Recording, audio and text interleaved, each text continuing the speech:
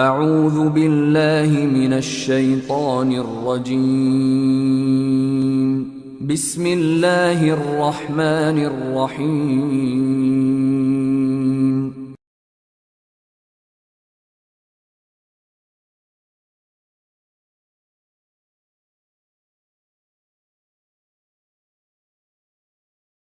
السلام علیکم ورحمۃ اللہ وبرکاتہ۔ الحمد للہ رب العالمین والعاقبۃ للمتقین والصلاة والسلام علی رسولہ الکریم وعلی آلہ واصحابہ وازواجہ اجمعین وعلی من تبعہم بإحسان الی یوم الدین، اما بعد، فاعوذ باللہ السمیع العلیم من الشیطان الرجیم، بسم اللہ الرحمن الرحیم۔ یا ایہا الذین آمنوا اتقوا اللہ حق تقاتہ ولا تموتن الا وانتم مسلمون۔ یا ایہا الناس اتقوا ربکم الذی خلقکم من نفس واحدہ وخلق منها زوجہا وبث منهما رجالا كثيرا ونساء واتقوا الله الذي تساءلون به والارحام ان الله كان عليكم رقيبا۔ يا ايها الذين آمنوا اتقوا الله وقولوا قولا سديدا يصلح لكم اعمالكم ويغفر لكم ذنوبكم ومن يطع الله ورسوله فقد فاز فوزا عظيما۔ حضرات گرامی، علماء کرام، نوجوانان اہل حدیث، دور اور قریب سے تشریف لائے ہوئے اسلامی بھائیوں، بزرگوں، پردہ نشین ماں اور بہنوں، آج کا یہ عظیم الشان پروگرام نصف روزہ دینی، دعوتی، اصلاحی و تربیتی اجتماع جو دعوت دین کے نام پر منعقد کیا گیا ہے، آج بتاریخ 19 فروری 2017 بروز اتوار بعد نماز عصر عائشہ آپ کی اس مسجد میں، مسجد عمر فاروق، سارا پالیہ، بنگلور، جس میں کئی علماء کرام نے بہت ہی مفصل، مدلل اور بہترین خطابات کیے۔ میں اللہ رب العالمین سے دعا کرتا ہوں کہ اللہ رب العالمین ہماری ان علماء کرام کو بہترین بدلہ دنیا اور آخرت میں نصیب فرمائے، اور جتنے ہمارے بھائی بہن یہاں شریک ہوئے ہیں، اللہ تبارک و تعالیٰ ان کے دلوں میں سنی ہوئی باتوں کو بیٹھا دے اور عمل کرنے کی توفیق عنایت فرمائے۔ حضرات گرامی، آج کے اس پروگرام کا مرکزی عنوان ہے دعوت دین، اس لیے میں سمجھتا ہوں کہ اسی عنوان پر کچھ گفتگو کر لوں، اور یہ بہت ہی بہترین موضوع ہے۔ قبل اس کے کہ میں اپنے گفتگو کا آغاز کروں، میں آپ کو بتا دیتا ہوں کہ میری باتیں 5 باتوں پر مشتمل ہوگی۔ میری باتوں میں 5 نکات ہوں گے۔ پہلا، دعوت دین کا مفہوم۔ دوسرا، دعوت دین یہ کس کی ذمہ داری ہے اور دعوت دین کون دے گا۔ تیسرا، نمبر 4، دعوت دین کیسے دیا جائے گا، اور نمبر 5، داعی کے اوصاف کیسے ہونے چاہیے۔ ان 5 باتوں پر ہماری بات مشتمل ہوگی۔ اللہ سے دعا کرتا ہوں کہ اللہ رب العالمین مجھے حق بات کہنے کی توفیق عنایت فرمائے، آپ حضرات کو سننے اور سمجھنے کی، اور ہم تمام لوگوں کو حق بات قبول کرنے کی اور عمل کرنے کی توفیق عنایت فرمائے۔ رب اشرح لی صدری ویسر لی امری واحلل عقدۃ من لسانی یفقہوا قولی۔ حضرات گرامی، دعوت دین یہ 2 لفظوں کا مجموعہ ہے، ایک ہے دعوت، دوسرا ہے دین۔ دعوت دین معنی دین کی دعوت دینا۔ عام طور پر دعوت جب ہم سنتے ہیں تو ہمارے ذہن میں یہ بات آتی ہے کہ کوئی دعوت دیا ہے تو کچھ کھانے کو ملے گا، لیکن دعوت کے معنی بلانا، دعوت کے معنی لوگوں کو بلانا، دعوت دین، دین کی دعوت دینا، دین کی طرف لوگوں کو بلانا، یہ ہے اس کا مفہوم۔ اس کی ضرورت مسلمانوں میں بھی ہے اور غیر مسلموں میں بھی ہے۔ یہ بات میں اس لیے بتا رہا ہوں کہ کچھ لوگ ہمارے نوجوانوں کے اندر شکوک و شبہات پیدا کرتے، کہتے ہیں کہ اپنوں کو دعوت نہیں دی جاتی ہے، دعوت غیروں میں دی جاتی ہے، اپنوں کی اصلاح کی جاتی ہے۔ یہ دعوت اور اصلاح میں جو فرق نکالتے ہیں یہ صحیح نہیں ہے۔ اپنوں کو بھی دعوت دی جاتی ہے، غیروں کو بھی دعوت دی جاتی ہے، مسلمانوں کو بھی دعوت دی جاتی ہے، غیر مسلموں کو بھی دعوت دی جاتی ہے۔ اسی لیے آج کے پروگرام کا عنوان رکھا گیا ہے دعوت دین، دین کی طرف لوگوں کو بلانا، مسلمانوں کو بھی بلانا، غیر مسلموں کو بھی بلانا۔ دعوت دین کی ذمہ داری، یہ میرے عنوان کا دوسرا نقطہ ہے۔ دعوت دین کی ذمہ داری بہت اہم ہے۔ اللہ تبارک و تعالیٰ نے دین کی دعوت دینے کے لیے بہت سارے نبیوں کو بھیجا، بہت سارے رسولوں کو بھیجا۔ ان تمام نبیوں اور رسولوں نے اللہ کی طرف لوگوں کو بلایا، اللہ کی طرف لوگوں کو دعوت دے۔ یہ اتنا اہم مسئلہ ہے کہ دنیا کے اندر جتنے نبی، جتنے رسول، جتنے پیغمبر آئے، تمام لوگ یہی دعوت دیتے رہے کہ لوگوں اپنے اس مالک کو یاد کرو جس نے تم کو پیدا کیا ہے، اسی کی عبادت کرو، اس کے علاوہ کوئی بھی عبادت کے لائق نہیں ہے۔ آپ انبیاء کرام کی تاریخ کا مطالعہ کریں تو آپ کو بخوبی یہ بات معلوم ہو جائے گی کہ انبیاء نے بہت سارا کام وقت وقت پر کیا ہے، لیکن دعوت ایک ایسا کام ہے کہ انبیاء نے ہمیشہ جب سے ان کو نبوت اور رسالت ملی اس وقت سے لے کر کے اپنی زندگی کی آخری سانس تک دعوت کا کام کیا۔ امامت کی ضرورت کبھی کبھی پڑتی تھی، اسی طریقے سے قضا اور فیصلے کی ضرورت کبھی کبھی پڑتی تھی، لیکن دعوت اٹھتے بیٹھتے کھاتے پیتے چلتے سوتے جاگتے ہمیشہ دعوت کی ضرورت پڑتی تھی۔ تو دعوت دین کی ذمہ داری اللہ تبارک و تعالیٰ نے انبیاء پر دی ہے۔ دنیا میں جتنے نبی آئے، جتنے رسول آئے، جتنے پیغمبر آئے، ان کا مقصد یہی تھا کہ اللہ کے بندوں کو اللہ سے جوڑ دیں۔ لیکن یہ سلسلہ حضرت آدم علیہ السلام اور حضرت نوح علیہ السلام سے شروع ہو کر کے اللہ کے نبی صلی اللہ علیہ وسلم پر ختم ہو گیا۔ اب دین کی دعوت دینے کے لیے کوئی نبی نہیں آئے گا، اب دین کی دعوت دینے کے لیے کوئی فرشتہ نہیں آئے گا۔ اب دین کی دعوت دینا کس کی ذمہ داری ہے؟ اللہ کے رسول صلی اللہ علیہ وسلم کی پوری امت کی ذمہ داری ہے۔ تمام امت کے لوگ، مردوں کی بھی عورتوں کی بھی۔ تو یہ ہے دعوت دین کی ذمہ داری، پہلے انبیاء پر تھی اور اب اللہ کے رسول صلی اللہ علیہ وسلم کی پوری امت پر ہے۔ یہ بڑا اہم معاملہ ہے۔ بہت سارے لوگ دعوت کا معاملہ بہت معمولی سمجھتے ہیں۔ اللہ کے نبی صلی اللہ علیہ وسلم نے بڑی ہی امانت داری کے ساتھ، بڑی ہی دیانت داری کے ساتھ، بڑے ہی خلوص کے ساتھ اللہ کا پیغام اللہ کے بندوں تک پہنچایا۔ اور حجۃ الوداع کے موقع پر جب تقریباً 1,40,000 صحابہ کرام نبی کریم صلی اللہ علیہ وسلم کے ساتھ عرفات کے میدان میں تھے، اللہ کے نبی صلی اللہ علیہ وسلم نے 1,40,000 صحابہ کرام سے یہ عہد و پیمان لیا کہ اے میرے صحابہ بتاؤ میں نے اللہ تبارک و تعالیٰ کا پیغام مکمل طور تک تمہارے پاس پہنچا دیا ہے یا نہیں۔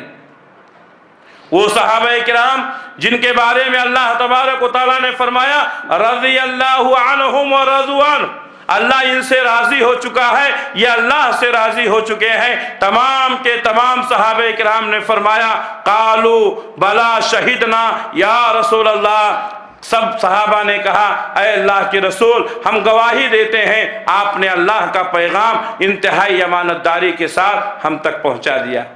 پھر بھی اللہ کے نبی صلی اللہ علیہ وسلم نے 1,40,000 صحابہ کرام کی شہادت لینے کے بعد اپنے انگشت شہادت کو آسمان کی طرف اٹھایا اور کہا اللہم اشہد اللہم اشہد اللہم اشہد، اے اللہ تو بھی گواہ رہا، اے اللہ تو بھی گواہ رہا، اے اللہ تو بھی گواہ ہو جا، میں نے تیرا پیغام تیرے بندوں تک پہنچا دیا۔ اب نبی صلی اللہ علیہ وسلم پر یہ مسئلہ ختم ہو گیا۔ اب دین کی دعوت کون دے گا؟ اللہ کے نبی صلی اللہ علیہ وسلم فرماتے ہیں العلماء ورثۃ الانبیاء، علماء یہ انبیاء کے وارث ہیں۔ جو کام نبی کیا کرتے تھے اب کون کریں گے؟ علماء کریں گے۔ یہی وجہ ہے کہ حضرت ابو ہریرہ رضی اللہ تعالیٰ عنہ ایک بار بازار میں گئے، دیکھا کہ لوگ خرید و فروخت میں مشغول ہیں۔ کہا تم لوگ یہاں کیا کر رہے ہو؟ مسجد نبوی میں اللہ کے رسول کی میراث تقسیم ہو رہی۔ سارے لوگوں نے اپنی اپنی دکانیں بند کی اور دوڑے ہوئے مسجد نبوی کی طرف آئے کہ شاید اللہ کے نبی کی میراث میں سے کچھ مل جائے۔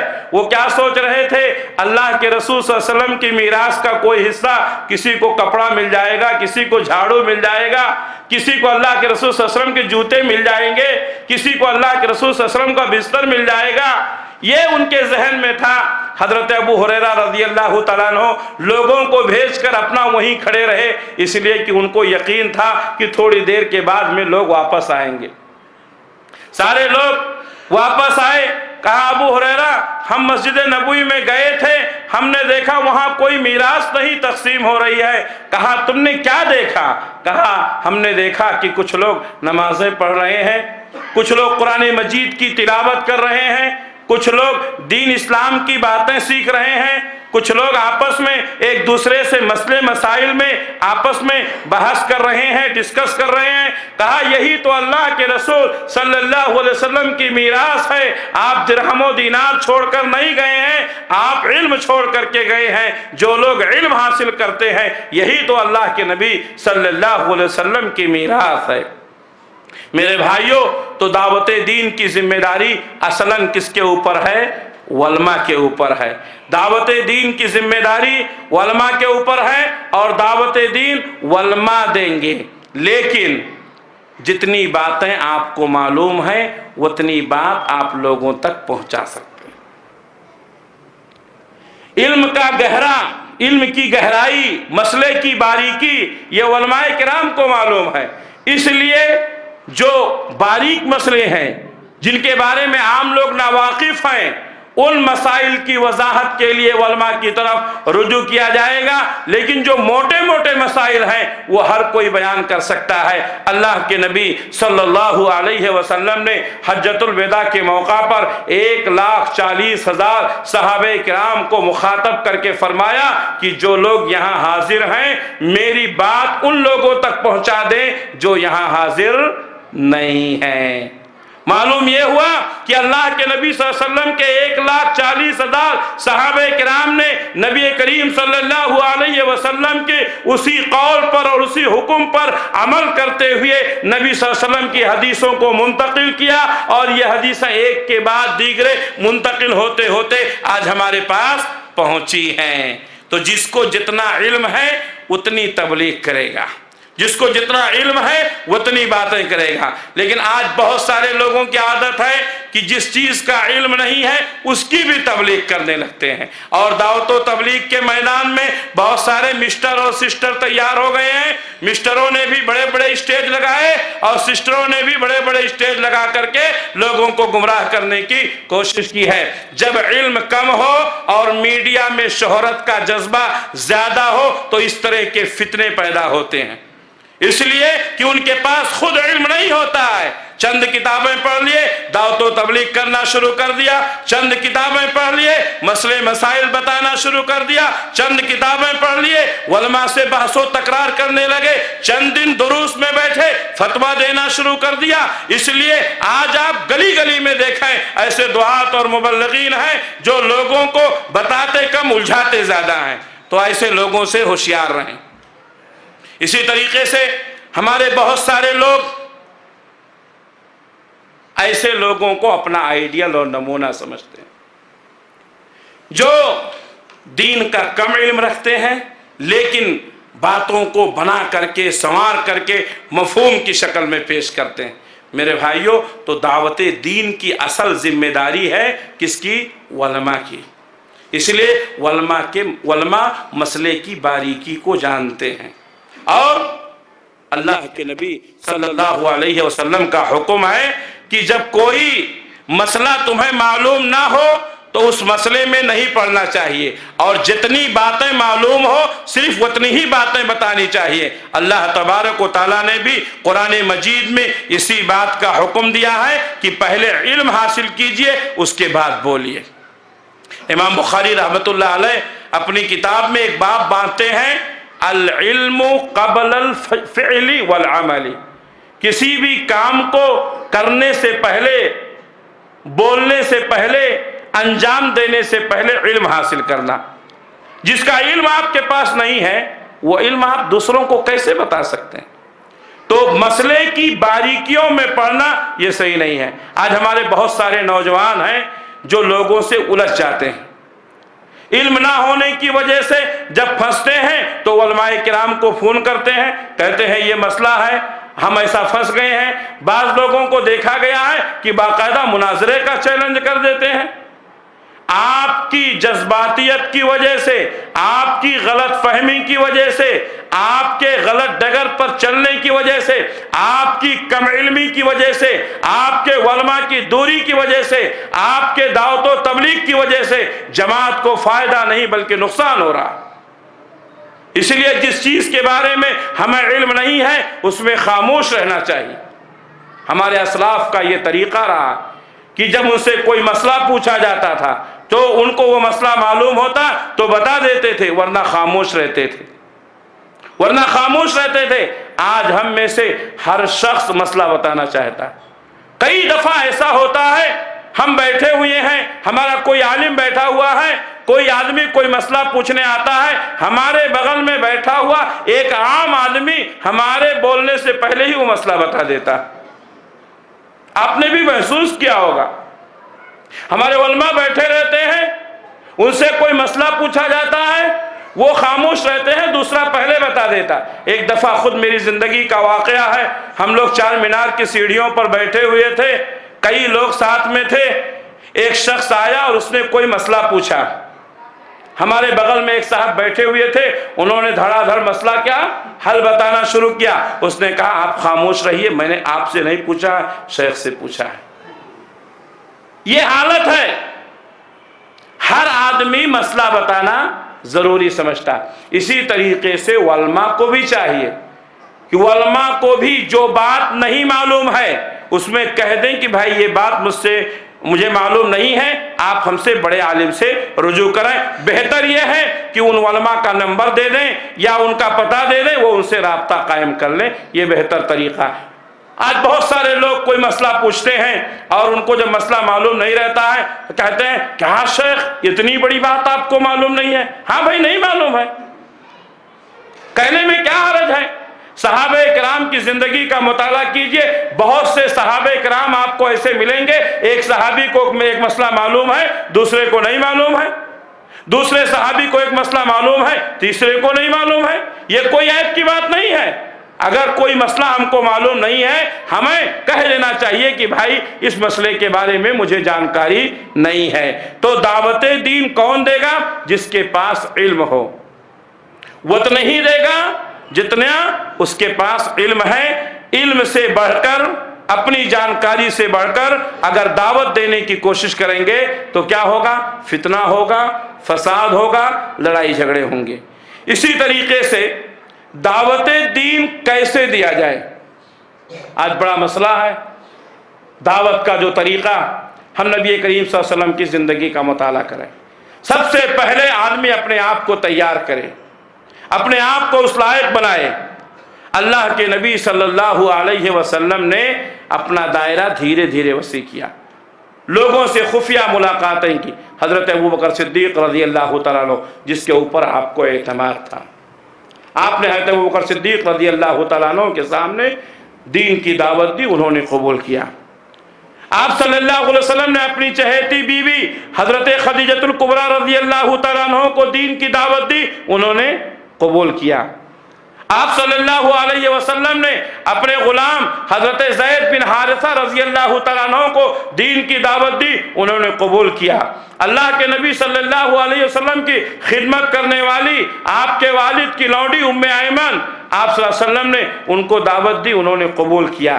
جو ہم دعوت دے رہے ہیں پہلے ان لوگوں کو بتائیں جن کے اوپر ہمیں کانفیڈنس ہو، جن کے اوپر ہمیں یقین ہو، جن کے اوپر ہمیں اعتماد ہو کہ وہ ہم کو سنیں گے، ہماری باتوں کو سنیں گے اور غور سے سننے کے بعد اس پر غور و فکر کریں گے، قبول کریں گے۔ پہلے ہمیں ان کو دعوت دینی چاہیے۔ آج بہت سارے لوگ بیوی بازار میں گھوم رہی ہے اور دوسروں کو دعوت دے رہے ہیں، اپنی اولاد آوارہ ہے، لوگوں کو دعوت دے رہے ہیں۔ تو جن کے اوپر کانفیڈنس ہو، جن کے اوپر یقین ہو، جن کے اوپر ہمیں بھروسہ ہو، سب سے پہلے ان کو دعوت دینی چاہیے، اور یہ دعوت انفرادی ہونی چاہیے۔ کبھی کبھی اللہ کے نبی صلی اللہ علیہ وسلم ایسے مجمع میں جاتے تھے جہاں پر لوگوں کا اجتماع ہوتا تھا، جہاں پر بہت سارے لوگ ہوتے تھے۔ خصوصاً آپ صلی اللہ علیہ وسلم حج کے موقع پر لوگوں کے خیموں میں جایا کرتے تھے۔ اسی طریقے سے مکے میں جو بازار لگتے تھے ان بازاروں میں اللہ کے نبی صلی اللہ علیہ وسلم جایا کرتے تھے اور لوگوں سے خطاب کرتے تھے جہاں کئی لوگ ہوں۔ آج بہت سارے لوگ کہتے ہیں یہ جو اجتماع کرتے ہیں یہ بدعت ہے۔ ہمارے اپنے لوگ کہتے ہیں یہ جو اجتماع کرتے ہیں یہ بدعت ہے۔ اللہ کے نبی صلی اللہ علیہ وسلم نے بازار میں جا کر کے لوگوں کے اجتماع کے سامنے آپ صلی اللہ علیہ وسلم نے خطاب کیا، اور حج کے موقع پر آپ صلی اللہ علیہ وسلم خیموں میں جا کر کے لوگوں کو دعوت و تبلیغ کرتے تھے، اور آپ صلی اللہ علیہ وسلم نے سب سے بڑے مجمع سے جو خطاب کیا وہ حجۃ الوداع کا خطاب تھا، جس میں 1,40,000 صحابہ کرام کم و بیش موجود تھے۔ اتنا بڑا اجتماع تھا۔ تو اجتماع اپنی بات کرنے کا، اپنی بات پیش کرنے کا، دعوت دین کا یہ بھی طریقہ ہے کہ بیک وقت کئی لوگوں کو اکٹھا کیا جائے اور ان کے سامنے دعوت دی جائے۔ دعوت دین کا ایک طریقہ یہ بھی ہے کہ لوگوں کو کھانے کے لیے بلایا جائے، اس لیے کہ آدمی جب دسترخوان پر بیٹھتا ہے تو بڑی ہی فراخ دلی کے ساتھ بیٹھتا ہے، اور اس وقت کی جو گفتگو ہوتی ہے وہ بڑی کارگر ہوا کرتی ہے۔ اللہ کے نبی صلی اللہ علیہ وسلم نے ایک بڑی دعوت کا اہتمام کیا جس میں آپ کے خاندان کے سارے لوگ آئے۔ جب تمام لوگوں نے کھانا کھا لیا، کھانے سے فارغ ہوئے، اللہ کے نبی صلی اللہ علیہ وسلم کھڑے ہوئے اور آپ نے اپنے خاندان کے تمام افراد کے سامنے آپ نے اپنی دعوت پیش کی اور کہا، اے میرے گھر والوں، اے میرے خاندان کے لوگوں، سنو، اللہ تبارک و تعالیٰ نے مجھے نبی بنایا ہے، مجھے رسول بنایا ہے، مجھے پیغمبر بنایا ہے، اور مجھے یہ ذمہ داری دی ہے کہ اللہ کا پیغام آپ تک پہنچاؤں۔ یہ بڑا بھاری بوجھ ہے، یہ بڑا بھاری معاملہ ہے، بتاؤ میرا ساتھ دینے کے لیے کون تیار ہے؟ اس میں کون تھے؟ اپنے خاندان کے لوگ تھے، کوئی بھی باہر کا نہیں تھا۔ تو آپ نے دسترخوان پر یہ دعوت پیش کی۔ آپ صلی اللہ علیہ وسلم کے اوپر کوئی ایمان نہیں لایا، لیکن ایک اکیلا نوجوان کھڑا ہوا جس کو ہم حضرت علی رضی اللہ تعالیٰ عنہ کے نام سے جانتے ہیں۔ ابھی 9 عمر ہیں، حضرت علی رضی اللہ تعالیٰ عنہ کھڑے ہوئے اور کہا، اے اللہ کے رسول صلی اللہ علیہ وسلم، ہم آپ کی بات کو مانتے ہیں، تسلیم کرتے ہیں، آپ کے اوپر ایمان لاتے ہیں، اور آپ کا جو پیغام پہنچانا ہے لوگوں تک ہم اس میں آپ کا تعاون کریں گے۔ میرے بھائیوں، تو دعوت دین کا ایک طریقہ یہ ہے کہ دعوت کا اہتمام کیا جائے، بہت سارے لوگوں کو اکٹھا کیا جائے۔ اسی طریقے سے اللہ کے نبی صلی اللہ علیہ وسلم کی دعوت کا ایک طریقہ یہ تھا کہ آپ پہاڑی پر کھڑے ہوئے اور آپ نے لوگوں کو آواز دی۔ معلوم یہ ہوا کہ لوگوں کو اپنا پیغام سنانے کے لیے لوگوں کو اپنے قریب کرنا اور اس کے بعد اپنا پیغام پہنچانا۔ پیارے نبی صلی اللہ علیہ وسلم صفا پہاڑی پر چڑھ گئے اور آپ نے اعلان کیا یا صباحا، سارے کے سارے لوگ اکٹھا ہو گئے۔ اس وقت مکے کے تمام لوگ اکٹھا ہوئے تھے۔ اگر کوئی شخص خود نہیں جا سکا تھا تو اپنے کسی غلام کو بھیجا تھا، اپنے نائب کو بھیجا تھا۔ پیارے نبی نے فرمایا یا ایھا الناس قولوا لا الہ الا اللہ تفلحوا تملک العرب والعجم، اے لوگو لا الہ الا اللہ پڑھ لو، اللہ کی توحید کا اقرار کرو، تملک العرب والعجم، عرب کے بھی مالک بن جاؤ گے، عجم کے بھی مالک بن جاؤ گے۔ لیکن اللہ کے نبی صلی اللہ علیہ وسلم کے اوپر بہت سے لوگ ایمان نہیں لائے۔ اس وقت کوئی ایمان نہیں لایا، بلکہ آپ کا اپنا چچا ابو لہب، اس نے کہا تبت یدا یا محمد الہذا جماعتنا، اے محمد تیرے دونوں ہاتھ ٹوٹ جائیں، کیا تو نے اسی لیے ہم کو اکٹھا کیا تھا؟ اللہ تبارک و تعالیٰ کو یہ ادا ناپسند آئی۔ اللہ تعالیٰ نے قیامت کی صبح تک کے لیے قرآن مجید میں ایک سورت اتاری، تبت یدا ابی لہب، ابو لہب کے دونوں ہاتھ ٹوٹ گئے۔ میرے بھائیوں، تو کبھی کبھی مجمع عام سے خطاب کرنا یہ اللہ کے نبی صلی اللہ علیہ وسلم کا طریقہ ہے۔ تو دعوت دین کیسے دیا جائے یہ بھی ایک طریقہ ہے۔ اسی طریقے سے آپ صلی اللہ علیہ وسلم کی جب تھوڑی مضبوطی آئی، آپ صلی اللہ علیہ وسلم نے ہر قبیلے کے اور ہر ملک کے سرداروں کے پاس آپ نے پیغام بھیجا، خط بھیجا۔ تو یہ بھی ایک طریقہ ہے، لوگوں کے پاس خطوط بھیجے جائیں۔ الحمدللہ آج میڈیا بڑی ترقی کے ساتھ یہ کارنامے انجام دے رہا ہے۔ ہمارے نوجوان بھی ماشاءاللہ واٹس ایپ، فیس بک، یوٹیوب کے رسیا ہو گئے ہیں، لیکن وہ نوجوان جو برائی کے لیے ان چیزوں کا استعمال کرتے ہیں، آج وہ اس مسجد میں بیٹھ کر توبہ کر لیں کہ آئندہ ایسی حرکتیں نہیں کریں گے۔ میرے بھائیوں، کوئی بھی چیز جب وجود میں آتی ہے تو اس کے دو پہلو ہوا کرتے ہیں۔ آپ اچھا پہلو اپنائیں گے، وہ چیز آپ کے لیے خیر کا سبب بنے گی۔ آپ برا پہلو اپنائیں گے، وہ چیز آپ کے لیے برائی کا سبب بنے گی۔ آپ کے سامنے یہ میڈیا ہے جو لوگوں کی تقریروں کو ریکارڈ کر رہا ہے، اس سے ہزاروں لوگوں تک پہنچایا جائے گا۔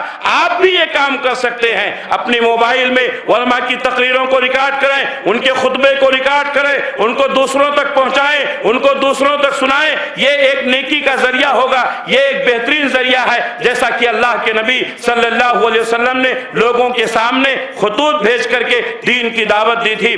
آپ میڈیا کے ذریعے سے ایک بہترین پیغام دے سکتے ہیں۔ اللہ کے نبی صلی اللہ علیہ وسلم نے اس زمانے میں یہ چیزیں کی تھی۔ تو دعوت دین میں میڈیا کا استعمال، مثبت پہلو، اس کو اپنانا یہ کار خیر کا سبب بن سکتا ہے۔ اس لیے ہمارے وہ نوجوان جو میڈیا سے جڑے ہوئے ہیں، خصوصاً سوشل میڈیا، ان سے میں گزارش کرتا ہوں کہ آپ پازیٹو پہلو اپنائیں اور ہمیشہ علماء کرام کی تقریروں کو ریکارڈ کر کے لوگوں تک پہنچانے کی کوشش کریں، یہ بہتر فائدہ ہوگا۔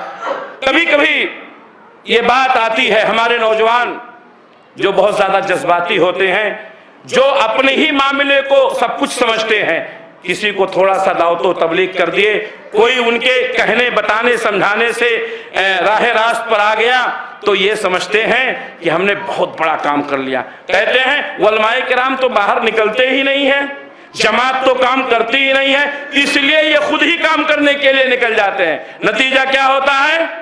علم نہیں رہتا ہے، پھنس جاتے ہیں۔ میرے بھائیوں، وہ نوجوان جو دین کا کام کرنا چاہتے ہیں وہ یہ سن لیں کہ ان کے پاس کام کرنے کا میدان بہت وسیع ہے۔ آپ علماء کی تقریروں کو ریکارڈ کریں، ان لوگوں تک پہنچائیں، جہاں پروگرام ہوتا ہے وہاں لوگوں کو لے جائیں۔ آپ اخراجات برداشت کریں، آپ ذہن بنائیں، خود جائیں، اپنے بچوں کو لے جائیں، اپنے گھر والوں کو لے جائیں، نبی کریم صلی اللہ علیہ وسلم کی صحیح حدیثوں کو کوٹ کریں، لوگوں تک پہنچائیں۔ دعوت و تبلیغ کے میدان میں یہ بہت اچھا اور بہت ہی بہتر کارنامہ ہوگا۔ اس لیے علماء کرام جو سوشل میڈیا سے جڑے ہوئے ہیں ان کو چاہیے کہ اپنی میڈیا کا استعمال مثبت طریقے سے کریں، پازیٹو پہلو اپنائیں اور صحیح طریقے سے اسلام کا پیغام पैगाम लोगों तक पहुंचाने की कोशिश करें। दाई के औसाफ क्या होने चाहिए, ये आखिरी बात है मेरी। दाई के औसाफ, अगर इस सिलसिले में गुफ्तगू किया जाए तो काफी वक्त लगेगा, लेकिन कुछ बातें मैं आपको इशारतन बताऊंगा। दाई के अंदर सबसे पहला वस्फ ये होना चाहिए कि वो मुखलिस हो। आप चाहे जितना काम कर लें, चाहे जितनी दावत दे लें, चाहे जितनी कुर्बानियां दे लें, अगर आपके अंदर इखलास नहीं है कोई फायदा नहीं। तकरीर करने वाला इखलास के साथ तकरीर करे, तकरीर को रिकॉर्ड करने वाला इखलास के साथ तकरीर को रिकॉर्ड करे, दूसरों तक पहुंचाने वाला इखलास के साथ पहुंचाए। आप जब किसी से गुफ्तगू करें इखलास के साथ करें। तो सबसे बुनियादी चीज जो दाई के अंदर होनी चाहिए वो क्या, इखलास। दूसरी चीज इल्म। इल्म के बगैर आप दावत व तबलीग ना करें। इल्म के बगैर अगर दावत व तबलीग करेंगे तो वही मसला होगा जो मैंने बताया, आप खुद भी गुमराह होंगे, दूसरों को भी गुमराह करेंगे। अल्लाह के नबी सल्लल्लाहु अलैहि वसल्लम फरमाते हैं कि क़यामत के करीब इल्म उठा लिया जाएगा, उलमा कम रह जाएंगे। नतीजा क्या होगा, लोग जाहिलों को अपना सरदार बना लेंगे, उनकी शक्ल सूरत को देख करके लोग उनको आलिम समझेंगे और उनसे मसला पूछेंगे। वो उनके पास इल्म तो होगा नहीं, इसलिए वो खुद भी गुमराह होंगे और लोगों को भी गुमराह करेंगे। तो दाई के अंदर दूसरी सिफत क्या है, उसको इल्म से आरास्ता और पैरास्ता होना चाहिए। तीसरी सिफत, दाई को चाहिए कि सामने वाले से जब गुफ्तगू कर रहा है तो उसके अंदर हमदर्दी का पहलू हो, हमदर्दी का पहलू हो। आप बात कर रहे हैं, आपका मकसद यह है कि आप अपने भाई को समझा ले जाएं, आप अपने भाई को बता ले जाएं। आपका भाई आपकी बात को समझ गया, आपकी बात को मान लिया, ये बहुत ही आपके लिए दुनिया और आखिरत में खैर का सबब बनेगा।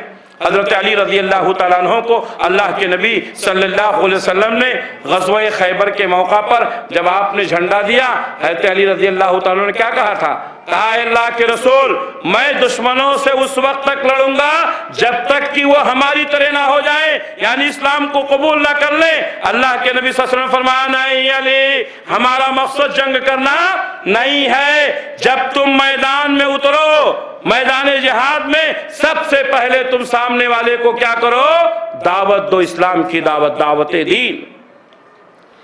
और आपने फरमाया, अल्लाह की कसम, अगर तुम्हारी दावत से एक आदमी भी मुसलमान हो गया तो ये तुम्हारे लिए सुर्ख ऊंटों से बेहतर है।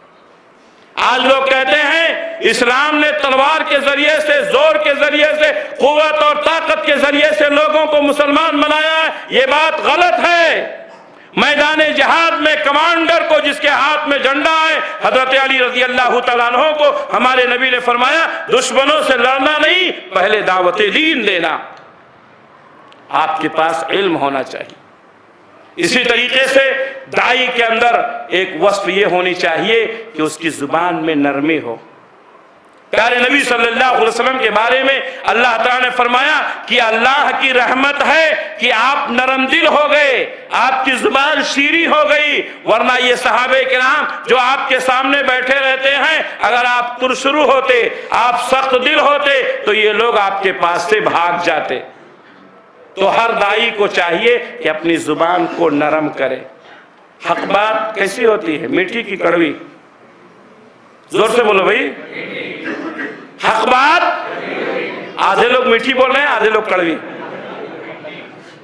हक बात हमेशा कड़वी होती है, हक बात हमेशा कड़वी होती है। हक बात कहो चाहे कड़वी लगे, कुलिल हक लौ काना मुर्रा, हक बात कहो चाहे कड़वी लगे। अब आप तबलीग करेंगे तो किस बात की, हक बात की, तो बात तो पहले से कड़वी है, अंदाज तो मीठा होना चाहिए। बात भी कड़वी, अंदाज भी कड़वा, तो क्या होगा, करैला नीम चढ़ा। समझ गए नहीं? हर दाई को चाहिए کہ اپنی آواز کو، اپنے انداز کو، اپنی زبان کو شیریں بنائے، میٹھا بنائے۔ کیوں؟ اس لیے کہ بات تو پہلے سے کڑوی ہے، اگر انداز بھی کڑوا ہو گیا تو کریلا نیم چڑھا ہو جائے گا۔ حضرت موسیٰ علیہ السلام اللہ کے پیغمبر ہیں، اولو العزم پیغمبروں میں سے ہیں۔ میں آپ سے پوچھنا چاہتا ہوں، حضرت موسیٰ علیہ السلام کے زمانے میں حضرت موسیٰ علیہ السلام سے زیادہ نیک آدمی کوئی تھا؟ نہیں، وہ نبی ہیں، پیغمبر ہیں، نبی سب سے افضل ہوا کرتا ہے۔ اور موسیٰ علیہ السلام کے زمانے میں فرعون سے زیادہ ناکارہ، بدمعاش، نالائق کوئی تھا؟ نہیں، لیکن پھر بھی اللہ تبارک و تعالیٰ نے حضرت موسیٰ اور ہارون علیہ السلام کو کہا کہ فرعون کے پاس جاؤ، فَقُولَا لَهُ قَوْلًا لَيِّنًا، اور فرعون کے پاس جا کر کے نرمی سے بات کرنا۔ اللہ تعالیٰ کہتا موسیٰ فرعون ذرا سرکش ہو گیا ہے، جا 2-4 ہاتھ دے، میں دیکھ رہا ہوں۔ نہیں کہا، نرمی سے بات کرو۔ آج ہمارے نوجوان لڑ جاتے ہیں، آج ہمارے نوجوان بحث کرتے ہیں، فائدہ سے زیادہ نقصان۔ تو ہمارے اندر نرمی ہونی چاہیے۔ اسی طریقے سے کوئی آدمی کسی برائی میں ملوث ہے، کوئی شرک میں، کوئی بدعت میں، آپ کو سمجھانا ہے، آپ کو بتانا ہے، لیکن اس کے شرک سے آپ نفرت کریں، اس کی بدعت سے آپ نفرت کریں، اس آدمی سے نفرت نہ کریں۔ آج ہمارے بہت سارے لوگ، کوئی آدمی مشرک ہے، ہم اس سے بات نہیں کریں گے، کوئی آدمی بدعتی ہے، ہم اس سے بات نہیں کریں گے۔ ارے بھائی، بات نہیں کرو گے تو تبلیغ کون کرے گا؟ ہمیں اس آدمی سے نفرت نہیں ہے۔ ایک آدمی بیمار ہو جاتا ہے، اس کے جسم میں پھوڑے پھنسیاں ہو جاتی ہیں، ہاتھ کٹ گیا، پیر کٹ گیا، کینسر کا مریض ہو گیا، ڈاکٹر کے پاس جاتا ہے، ڈاکٹر کبھی مریض سے نفرت کرے گا؟ اگر ڈاکٹر مریض سے نفرت کر لے تو کبھی اس کا علاج نہیں کر پائے گا۔ ڈاکٹر کو نفرت ہے کس سے؟ بیماری سے، بیماری سے۔ اس لیے بیماری کا علاج کرنا ہے، بیمار سے نفرت نہیں کرنی ہے۔ اچھے انداز میں، پیارے انداز میں گفتگو کرتے وقت اخلاص کا پہلو ہو، ہمدردی کا پہلو ہو، اس کو بتائیں، اس کو سمجھائیں۔ درستی و نرمی بہم دربیست، جو فاسد کی جراح مرہم نوست، سختی اور نرمی ملی جلی ہوئی بہتر ہوتی ہے۔ جس طریقے سے جراحی کرنے والا سرجن جو ہوتا ہے، وہ پہلے کیا کرتا ہے؟ پھوڑے کو پھاڑتا ہے، اس کے بعد اس کے اوپر مرہم لگاتا ہے۔ ہمارے اندر ہمدردی کا پہلو، اخلاص کا پہلو ہو۔ اسی طریقے سے دائی کو چاہیے کہ ہمیشہ سچ بولے، اس لیے کہ اگر آدمی جھوٹ بولے گا لوگ اس کی بات نہیں مانیں گے۔ آپ کتنا نماز پڑھتے ہیں، آپ کتنا روزہ رکھتے ہیں، آپ کتنا تہجد پڑھتے ہیں، آپ کتنا دعوت و تبلیغ کرتے ہیں، وہ ایک طرف اگر آپ جھوٹ بولتے ہیں، آپ کی شخصیت کی پہچان جھوٹ ہے، لوگ آپ کی بات ماننے کے لیے تیار نہیں ہوں گے۔ اللہ کے نبی صلی اللہ علیہ وسلم نے صفا پہاڑی پر چڑھ کر کے اپنا تعارف کروایا۔ تعارف کیا کروایا؟ لوگ مجھے پہچانتے ہو؟ سارے لوگوں نے کہا ہاں۔ ہمارے نبی نے کہا میں نے کبھی جھوٹ بولا ہے؟ سارے لوگوں نے کہا نہیں۔ میں نے کبھی دھوکہ دیا ہے؟ سارے لوگوں نے کہا نہیں۔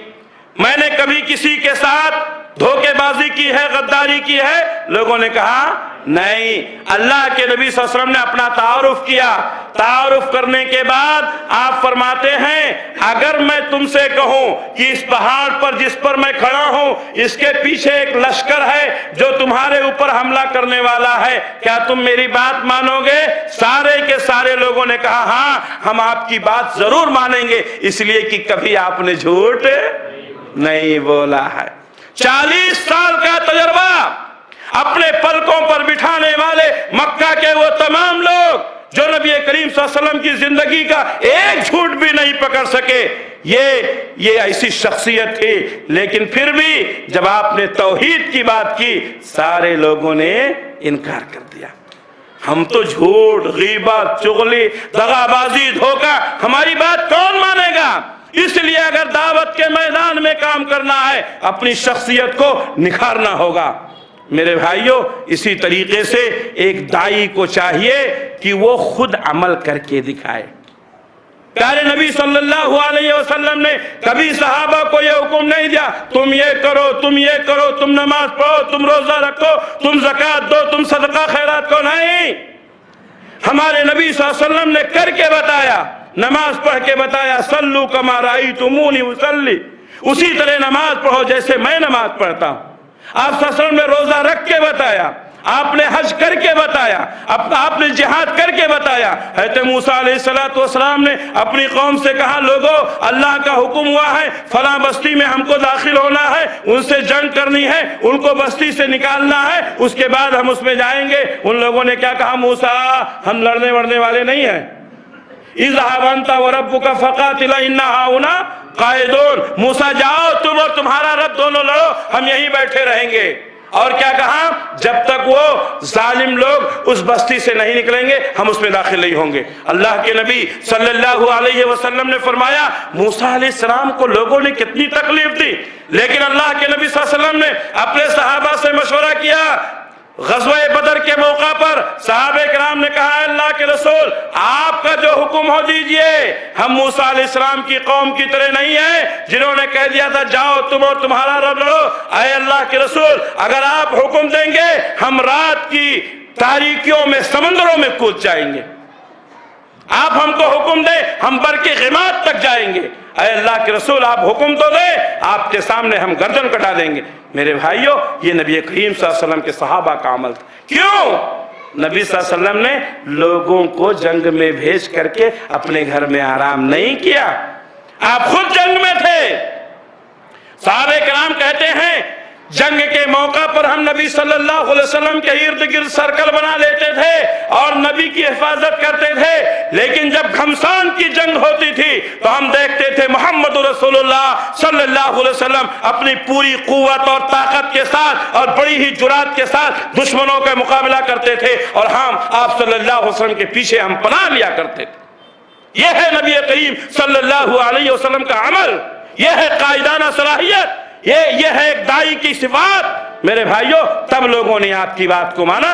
ग़ज़वा हुनैन के मौका पर जब सारे सहाबा तितर बितर हो गए थे, अल्लाह के नबी सल्लल्लाहु अलैहि वसल्लम ने फरमाया, अनन नबी ला कज़िब अना इब्नु अब्दुल मुत्तलिब, मैं झूठा नबी नहीं हूँ, मैं अब्दुल मुत्तलिब का बेटा हूँ। सुन लो, मैं मैदान से भागने वाला नहीं हूँ, अकेले आपने मुकाबला किया।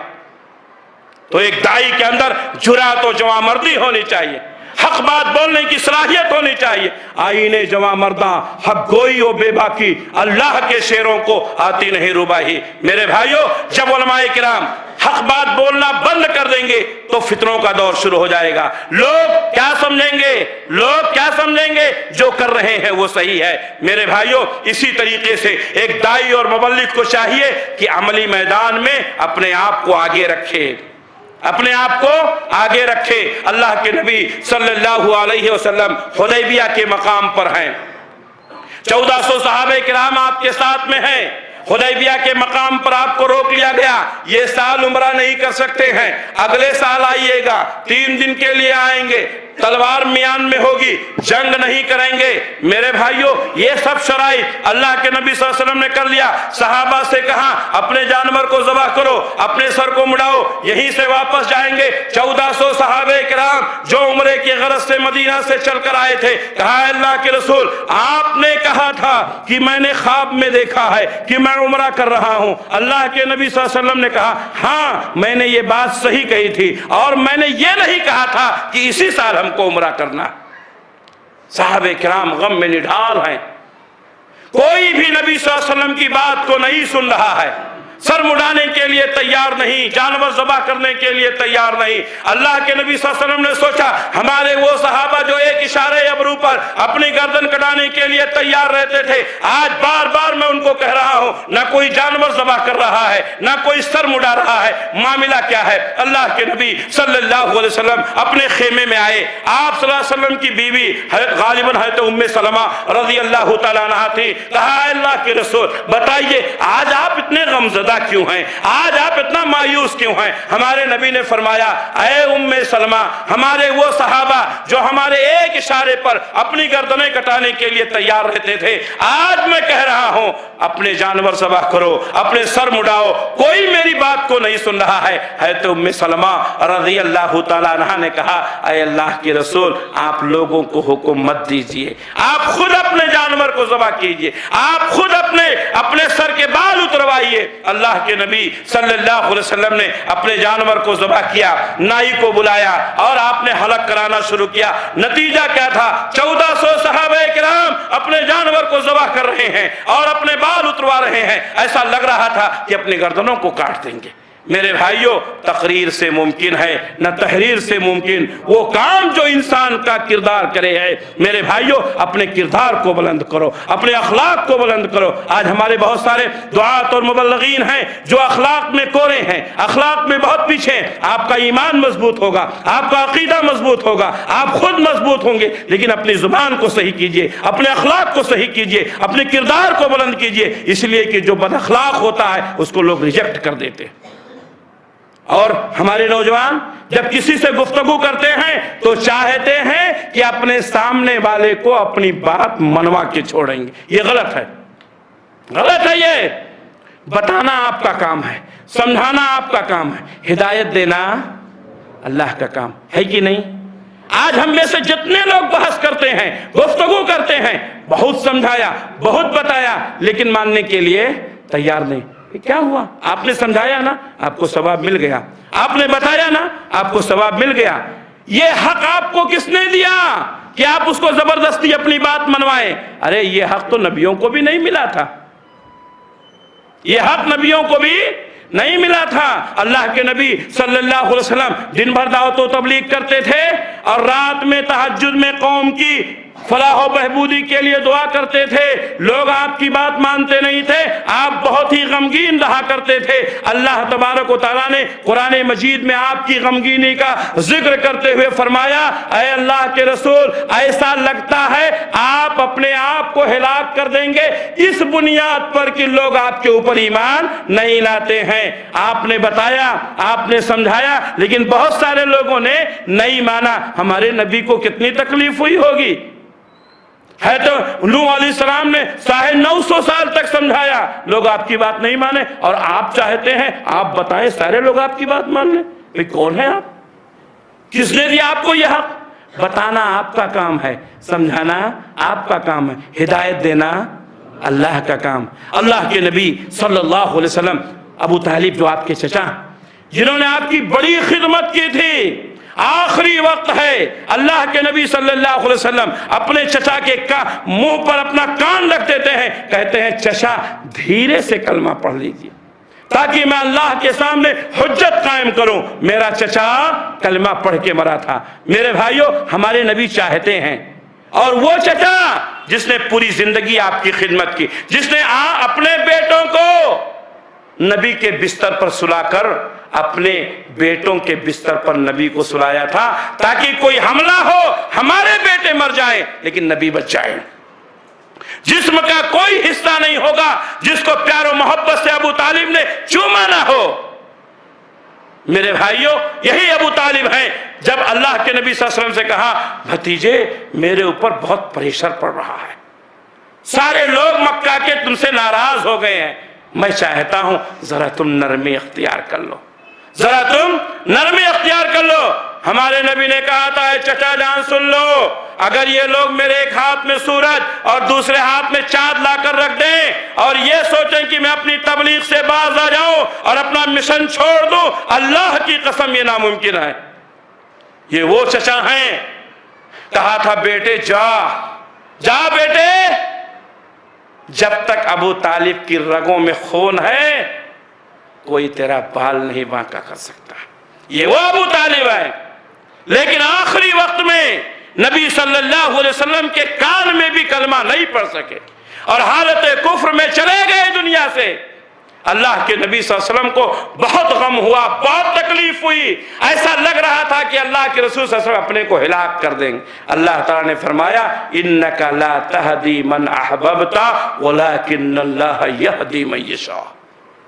اے اللہ کے رسول آپ جس کو چاہے ہدایت دے دیں، یہ آپ کا کام نہیں ہے، اللہ جس کو چاہتا ہے ہدایت دیتا ہے۔ تو ایک داعی اور مبلغ کو چاہیے کہ سامنے والے سے گفتگو کریں، بات کریں تو زور نہ ڈالیں کہ وہ آپ کی بات مانیں۔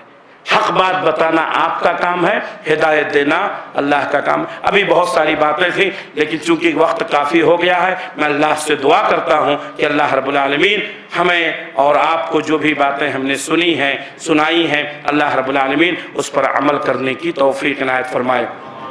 مرکزی مسجد اہل حدیث چار مینار ٹرسٹ بورڈ بنگلور کی جانب سے منعقد ہونے والا یہ پروگرام جو 15 روزہ منعقد ہوتا ہے، جس نے اتنی بہترین بزم سجائی ہے، آپ تمام لوگوں کو اکٹھا کیا، علماء کرام نے خطابات کیے۔ میں اللہ سے دعا کرتا ہوں کہ اللہ رب العالمین ان کی خدمات کو قبول فرمائے، دن دوگنی رات چوگنی ترقی عنایت فرمائے۔ جو حضرات بھی یہاں شریک ہوئے ہیں، مرد حضرات، خواتین حضرات، بچے، بوڑھے، جوان، میں اللہ سے دعا کرتا ہوں کہ اللہ تبارک و تعالیٰ تمام لوگوں کے عمر میں برکت عطا فرمائے، رزق میں برکت عطا فرمائے، حرام کمائی سے محفوظ رکھے، حلال کھانے کی توفیق دے، ہر طرح کی چھوٹی بڑی بیماریوں سے اللہ حفاظت فرمائے۔ امتحانات کا وقت شروع ہو گیا ہے، ہم اللہ سے دعا کرتے ہیں کہ اللہ رب العالمین ہمارے بچوں کو بہترین نمبرات سے کامیاب کرے، ہماری چھوٹی بڑی پریشانیوں کو اللہ دور فرمائے۔ اگر یہاں کوئی مریض ہے، بیمار ہے، چھوٹی بیماری ہو یا بڑی بیماری ہو، اللہ تعالیٰ تمام بیماریوں سے ہماری حفاظت فرمائے۔ آج کی جو یہ مجلس منعقد ہوئی ہے جس میں آپ نے اپنا وقت دیا ہے، ہم اللہ سے دعا کرتے ہیں کہ اللہ رب العالمین اس کو ذخیرہ آخرت بنائے، میزان حسنات میں اس کو شامل فرمائے، اور جو لوگ یہاں نہیں آ سکے ہیں کسی مجبوری کی بنیاد پر، آپ حضرات ان تک یہ پیغام پہنچائیں اور ان کو بتائیں، اگلے پروگرام میں ان کو جوڑنے کی کوشش کریں، پروگراموں میں پہنچے، علماء سے رابطہ رکھیں، اس لیے کہ فتنوں کے وقت میں علماء سے رابطہ رکھنے سے انسان فتنوں سے محفوظ رہتا ہے اور فتنوں سے بچتا ہے۔ میں اللہ سے دعا کرتا ہوں کہ اللہ رب العالمین ہم تمام لوگوں کی چھوٹی موٹی کوششوں کو قبول فرمائے، فتنوں سے اللہ تعالیٰ محفوظ رکھے، شر سے محفوظ رکھے، اللہ جب تک ہم کو دنیا میں رکھے اسلام پر قائم رکھے، خاتمہ ہو تو ایمان بالخیر پر ہو۔ ربنا تقبل منا انك انت السميع العليم وتب علينا انك انت التواب الرحيم برحمتك يا ارحم الراحمين آمين۔ والسلام علیکم ورحمۃ اللہ وبرکاتہ۔